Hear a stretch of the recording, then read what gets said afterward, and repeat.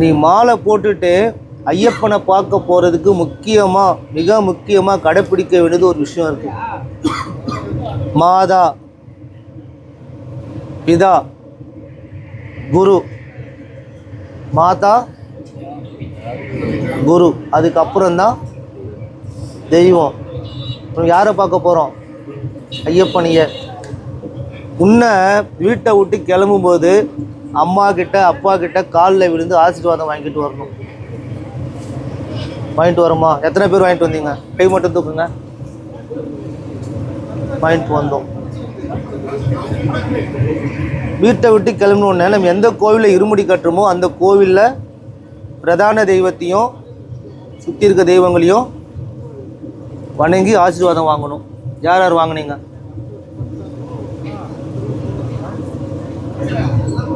மூணாவது குரு. அந்த குருன்றவர் ஒரு குட்டி சவரை காமிச்சது தான் கோபுரம் சொன்னாலும் அது என்ன பண்ணணும்? கும்பிடணும். ஒரு குப்பையை காட்டி அது தாண்டா புதையல் சொன்னாலும் எடுத்துக்கணும். அந்த குருவோட வார்த்தையை எந்த அளவுக்கு மதித்து மரியாதை நுணுக்கமாக அவர் வார்த்தைக்கு கட்டுப்பட்டு போறியோ அந்த அளவுக்கு தான் ஐயப்பன் ஆசீர்வாதமும் தரிசனமும் கொடுப்பார். இன்னையில் நிறையா பேரை பார்த்துருக்கேன். குருசாமியே அப்படி பண்ணுறாரு, குருசாமியே இப்படி பேசுகிறாரு, குருசாமியே அப்படி செய்கிறாரு. அவர் எதனா பண்ணிட்டு போட்டோம், உனக்கு யார் அவர்?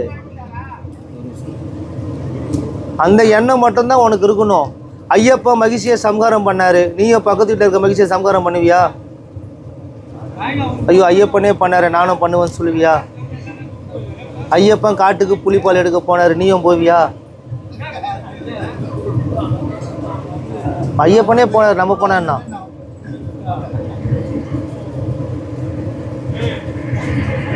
அதனால எதை பண்ணணும் எதை பண்ணக்கூடாது, எதை செய்யணும் எதை செய்யக்கூடாது, குருமார்களோட வார்த்தைக்கு கட்டுப்பட்டு நடக்க நடக்க நடக்க ஐயப்பனை நீ தேடி போக வேணாம், ஐயப்பன் உன்னை தேடி வருவார். அதை தயவு செஞ்சு யார் யார் கூட போனாலும் சரி, எங்கே இருந்தாலும் சரி, அதை ஃபாலோ பண்ணுங்க.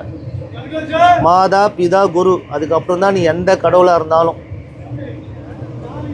இதில் மூணுத்தில் எதை தவிர்த்து போனாலும் அந்த இது உருப்படியாக பூர்த்தி ஆகாது. நீ வேணால் நினச்சிக்கலாம், நான் பஸ்ஸில் 7 நாள் டூர் போனேன், எல்லா கோயிலும் சுற்றி பார்த்தேன், போனேன், அபிஷேகம் பண்ணேன், வந்தேன், கும்பிட்டேன், வந்தேன்னு.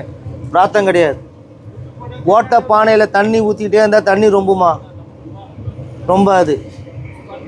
அப்போ இந்த மாதிரி சில ஓட்டைகளை வச்சுட்டு சாமியை கும்பிட்டா நிறையுமா? அருள் நிறையாது. சின்ன சின்ன விஷயங்கள் இதை கடைப்பிடிச்சாலுமே போதும். இந்த காடு மலை போயிட்டு தியானத்தில் யோகத்தில் தபத்தில் இருக்குன்னு அவசியம் கடவுள் எந்த கடவுளும் உனக்கு கேட்கல. சின்ன சின்ன விஷயங்களை கட்டுப்படுத்தினாலுமே கடவுள் ஒன்றை தேடி வருவார். இதில் எந்த மாற்றமும் கிடையாது. முடிஞ்ச வரைக்கும் அதெல்லாம் கடைப்பிடிங்க.